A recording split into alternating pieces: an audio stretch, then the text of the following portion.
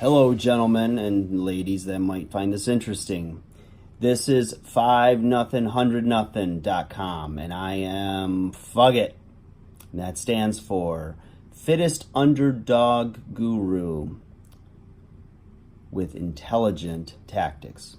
Okay, guys, today I want to talk to you about something, and it's funny. I'll hear this all the time, and usually if I watch the news or I look at like little news stories about fitness, it's funny. Whatever you guys are experts in your career and what you do for a living or what you know a lot about, like you have hobbies that you're just fanatical about, or you've done it all your life and you have an interest in it and you've done a lot of research, or you just are around that world a lot.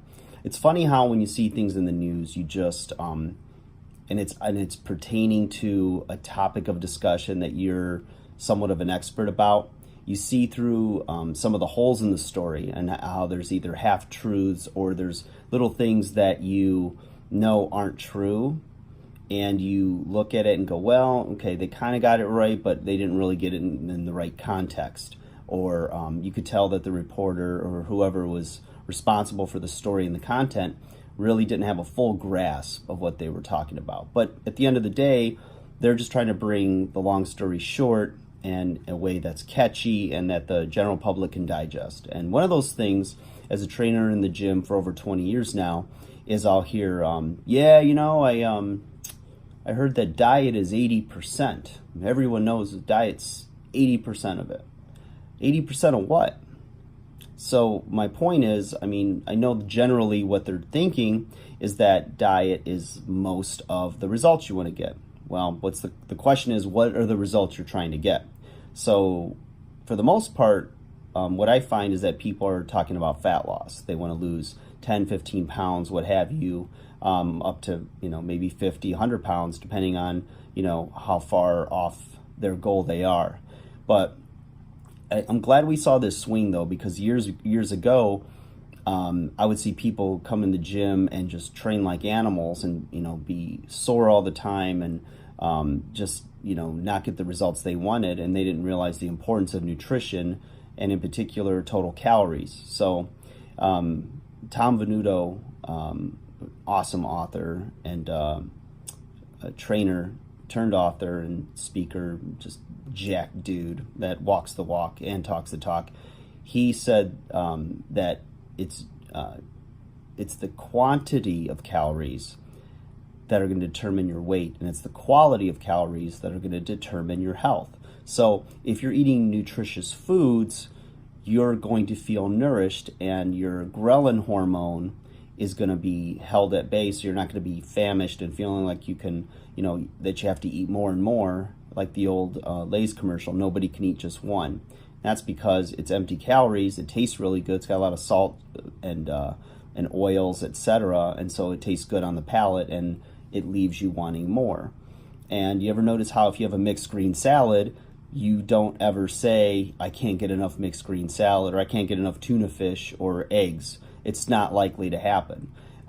You're going to want and crave the things that are going to be nutrient sparse, meaning it doesn't have a lot of nutritional value, and you're going to eat and eat and eat. So for multiple reasons, from the taste to how it feels on the palate, etc. So I think if we want to break it down to what's important and why, and how do you structure a fat loss and maybe body composition, body change, muscle gain, muscle density, whatever have you, your goal is to go about, let's focus on fat loss and dropping some body fat around the midsection. Right now, currently, it's coming up to the end of winter, and you can see the people that are either physique competitors or those that are trying to lose weight for a vacation, a wedding, what have you. They're in the gym consistently, and they're eating better. They're really pushing it because they know that before you know it, we're going to blink and it's going to be, beach or pool season, and people are going to be wearing less clothing,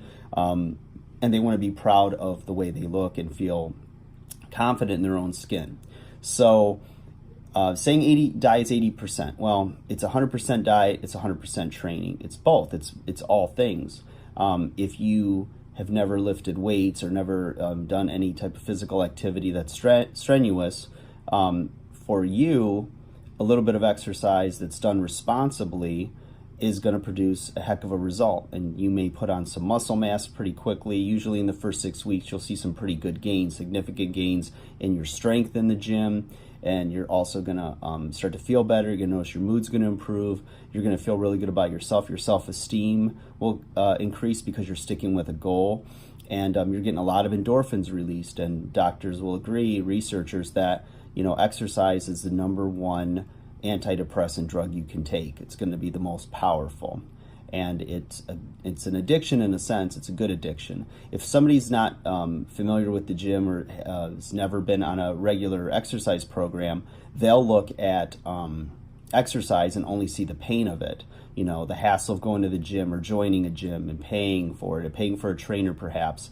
And then those that have done it for a long time, they'll have like the idea, the mindset of, a sedentary person will go, well, I'm trying to make changes. I don't have enough energy to go to the gym. And the person who's exercised for a while and is getting their little hit, their little, shoot me up with, exercise, they say, I don't have enough energy. I got to go to the gym, because they know that they'll feel a lot better. It's cleansing, it's stress relief, it's so many things. And for everyone, it's a little bit different, it has a different value to them, and a different, they treasure it a different way, they value it a different way. But so basically, getting back on point, is it's all of it. And the thing is that you can either jump into it, like I call them the shooting stars. They come in the gym, they're super excited, they're like fired up, motivated, they'll do anything you say. They just want the change so bad, and they've got like really ambitious goals of like, they'd watched Biggest Loser or other weight loss TV, which I had done before myself, watching it and participating as a star trainer on shows. They'll want to see the results that these people are getting, that are basically being paid, and they have the risk of public humiliation of not reaching a goal. So they're 100% focused in the direction, and they're trying to usually win big money as well, of like that's their job, to lose weight. And so it's unrealistic. If you have a real life and you have a job and you have responsibilities, it's really easy to get thrown off track by letting your diet go or missing a workout and just thinking, oh, the hell with it, And I tell clients that they'll self-sabotage by being on a plan and losing weight and everything, and then all of a sudden they miss a workout, or they were tempted by pizza night or some crap, and they'll say, you know what, I just couldn't resist it. So after I had that piece, I said, screw it, I'll just eat the whole thing. I'll just have chocolate cake. I'll just drink a bottle of wine, whatever it is. And what you got to think about when you're trying to make some lifestyle changes and you're trying to reach a goal is, you don't, like, if you get a flat tire on the way to the gym, I always tell them, I said, what if you came this morning and you got a flat tire? What would you do? They're like, well, I call AAA, or I would get out and fix the flat. I said, well, using the same analogy and the same philosophy that you would apply to your diet, you should get out and slash the other 3 tires. And they look at me like I'm crazy, and they're like, what are you talking about? And I said, well, yeah, you get out and fix the flat. Why would you get out and slash the other 3? And so slashing the other 3 would mean you just threw all caution in the wind, just ate whatever you wanted. Because the idea is that if you just get it all out of your system and have it all now, that you're not going to have the craving later. But you set yourself back maybe several thousand calories, or several hundred over your maintenance goal for the day, and you're going to have a negative effect of that. 1, you're going to feel like you really failed. And 2, it's, you're going to maybe gain some weight and some water retention and be puffy and lethargic and not feel like you even want to work out. So it throws you off your goal, and you start that cycle of self-hate, and then you soothe it by eating more or drinking more, whatever, and it's a vicious circle, and you don't need to enter into that. Instead, show some discipline, have some awareness, and recognize what you're doing, and stop it right there. So yeah, it's not 80% diet, 20% training. There's no ratios. We're all different. We all have different DNA. We all have different mindsets. We all have different goals, and there's many different ways to reach the goal. So basically, I think it's been like said to nauseum, but I'll say it again, is when you show a calorie deficit, most of the time you will eventually see weight loss, and it's pretty easy to calculate it. And outside of any type of like medications you're on that might negate the effects of a calorie deficit, because some people will still hold on to weight if they're on certain meds or have certain medical conditions. So just talking about someone who's generally healthy, like standard normal person, is what's going to happen is if you go in the gym and you do a workout, let's say you're wearing, some type of fitness tracker that's going to give you a calculation of your calories burned, and you're estimated to be somewhere close to about a 500 calorie burn for the workout. Okay, that's great. You can show a 500 calorie deficit in a burn and leave your calories the same, and with that deficit, over the course of 7 days, that's going to be 3,500 calories, assuming you work out every day. Now, 3,500 calories burned is what equals 1 pound of fat loss. Now, some people would look at that and say, well, okay, well, I'll drop 1,000 calories a day and I'll lose weight twice as fast. I want to lose 2 pounds a week, whatever. But the problem is that if you drop your calories too low, now you're going to have a problem with nourishment. Are you going to be able to get enough calories to provide energy to get through a workout in your daily life and have enough fuel for your brain to function well so you could think critically at work and whatever the challenges of your daily life are? You may not have enough calories there. And so what happens is if you drop too low, your body has an amazing self-protect mechanism that wants to survive.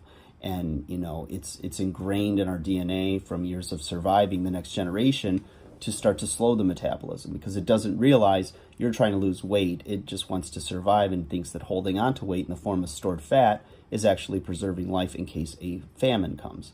Well, most of us don't have that problem, at least in North America. And those that do, they've got bigger problems than trying to look good for the beach. So let's say you do this. Let's say you drop 500 calories a day off of what you're currently eating, and you get in the gym or you go outside or you do some kind of activity, but something that's going to burn 500 calories more than you normally do every day. Usually we do it in the form of some type of structured exercise. So now you've shown a total of 1,000 calorie deficit for the day. So now over 7 days, that's going to equal 7,000 calories or 2 pounds of fat. Now, the problem and the tricky part with fat loss and weight loss in general is that it doesn't necessarily mean like 1,000 calories, and it's not just a simple calculation that's predictable on a given day at a given time. So if you get on a scale on one day, you might weigh 175. You weigh in later in the day, you're 182. And then, excuse me, guys, but it's like an oscillating wave. It's going to go up and down depending on time of day, your last bowel movement. If the meal you had a lot of sodium, you might be retaining water. If you're dehydrated, you might have a false low number. But the thing is you look for trends. If your weight is trending down, it might say 1.8 pounds lost. If it should calculate to 2 pounds, give it a few days. In 2 weeks, should say 4, but now it says 4.5. So sometimes you'll be a little ahead of the curve, sometimes you'll be a little bit below. But the whole idea for this to be sustained and lasting for you is to do it structured and methodically and be patient with it. You're not trying to stick to some type of system that is going to get you to a goal, and then what? What's your maintenance plan? How do you exit this diet or way of eating you're doing? The thing is to make it a lifestyle. So it's used around so much, I think it's really lost its meaning. It's simple, but it's powerful. Is like you get up every day, you generally take the same way to work. You probably wear, in the 80-20 rule, 20%, the top 20% in your drawer or closet are probably clothes you go to most of the time and not the 80%. And the thing is that it's the same thing with like everything with weight loss and everything that you're trying to do is, you want it to be a habit for you, just like you take the same way to work, just like you wear pretty much the same clothes, you might eat the same foods or have the same habits every week, same television viewing habits, what have you. You want exercise to be that thing, and in good eating habits to be that thing that you just do. It's just who you are, it's just, the way you live your life. So it's not something that has a defined end goal, like, oh, I'll get to this, 10 pounds of weight loss, and then what? What are you going to do to maintain that? Will you have to go as aggressively as you did to lose the weight to just maintain that weight? Probably not, because eventually, over the course of time, and some say it's about 3 months, some say 6 months, something called Setpoint theory. And that is that the theory that's getting proven more and more with research is that if you're able to sustain a new rate of weight loss or a new weight let's say you lose 20 pounds, and you're able to sustain and hold that new weight for about 6 months, then your set point drops to that number. So now if you were 170, you wanted to be 150, you reached 150. If you can hold steady at about 150, give or take a pound or two up, but you stay there, your body starts to learn that that's your normal weight. That's homeostasis. So if you can stay there for a while, and again, give or take about 6 months, then your body's not as easy. It's not as easily going to gain back the weight if you change your eating habits a little bit, or you go off the wagon and you have a few bad days, or you miss the gym for a few days. You're not going to balloon right back up to 170. It's when you do those bad habits again regularly and you go completely off a plan, that you're going to then see, eventually that weight will come back. It's just the way it works. It's a calculation. And again, in normal conditions and not those who have medical issues or any type of other thing going on. So 80-20, the 80%, 80% of it is diet, 80%, 20% is training. No, it's 100% mindset, 100% diet, 100% training, and it's making new habits, behavioral changes. Not just, like your 20-pound loss could be, and I'll talk about it in another video. I usually encourage clients to use two sets of different goals. One is behavior change, behavior-based goals, and the other is outcome-based goals. So an outcome-based goal would be, I want to lose 20 pounds. Okay, so you know what your goal is. You know what you want to get to. So now, how are you going to do that? It's by your behavior-based goals. So you could measure behavior-based goals every day by saying, okay, if I do this, this, and this, and eat 500 calories or 250 or 7, whatever it is that you determine to get to your goal by a set date, and you eat like that you will eventually reach the goal. But it's doing it regularly most of the time. And you also had the goal of, say, exercising 4 or 6 hours a week, and you can check off, okay, I'm going to exercise today, and I'm going to eat up to this calorie amount and not more. Well, that's a behavior-based goal that you get a victory that day. So you know that you're not going to see your end result goal right away, but you're going to see that you have a micro goal, and you reached another one, and you reached another one. And when you start to add up and rack those victories up, all of a sudden it builds a lot of things. It builds self-esteem. It's something measurable every day, that if you know what you're doing, or you're following a specific plan that somebody in your life has done before, or you follow a trusted fitness professional, you're going to get to the goal. It may not be on an exact day at an exact minute that you get on the scale or you look a certain way, but you're going to be pretty damn close to that physique goal just by following a structured plan and not veering off the path very often. So if you're good for 6 days a week, and you might have one meal, and the whole idea of a free day or a cheat meal, whatever, some people have the personality that they can do it, and it gives them a little bit of a pressure release from having to be perfect, and they feel better because instead of thinking I can't eat anything that I really want, or my guilty indulgent for 6 weeks, 10 weeks, what have you, that's kind of a lot to it's overwhelming and daunting. Instead, if you just say, okay, I can go 6 days and then have my cheat meal, or 4 days on one meal off and go on, then it makes it a lot easier to look, you see the end in sight, or the pressure release coming for you, and it's easier to stay with it for some people. So you just got to know your personality type, and look at other areas of your life. Look at how you are at work, and how some people are real A-type personalities, and they can stick with a diet and never veer off it forever, and they don't let emotion or circumstance come in to mess with them or throw them off. They're just determined. Their mind is like a vice, and they just they're set, and they're going to do it that way. Great. There's others that have more things going on in their life, or they're more emotion based with their eating, and it's going to be a struggle. So maybe setting less aggressive goals and giving yourself more time to achieve your goal. And the longer you stay with something, the more likely it is to become a lifestyle and a habit for life or for a long time, but life will throw curveballs at you just never see coming, but just got to enjoy the journey. So anyways, you guys, just want to give a little bit of clarity to that whole thing, and a little bit more depth to the understanding of, how much diet plays a role, how much you're eating plays a role. A diet and eating versus just your exercise alone. There's always exceptions to the rule. I know people that will eat nothing but junk, drink like a fish, never work out. They got six-pack abs and awesome body. And when that happens, usually those people either have maybe a really active thyroid and they just burn everything, and it's just they pick the right parents and they're just like, lean, strong, and muscular because that's just the way Mother Nature made them. They just pick the right parents. And then there's some that, can struggle for a while and it takes them a little bit longer. They got that stubborn fat and they're just naturally a little bit porkier, and it doesn't take as many calories to have them go into a caloric surplus, and they just can, they say gain weight by just looking at a piece of chocolate cake. But I think at the end of the day, you just got to be honest with yourself. Don't BS yourself.